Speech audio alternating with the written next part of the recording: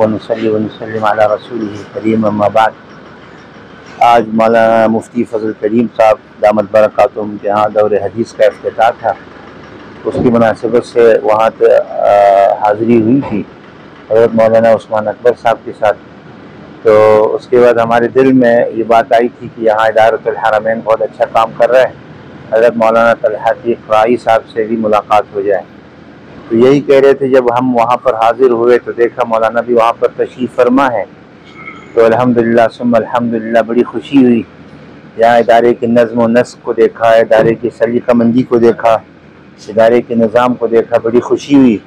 اور ہماری دعا ہے کہ اللہ تبارک و تعالی حضرت کو دن دگنی رات چگنی ترقی نصیب فرمائے اور اس ادارے کی خدمات کو اپنے بارگاہ میں شرف قبولیت عطا فرمائے۔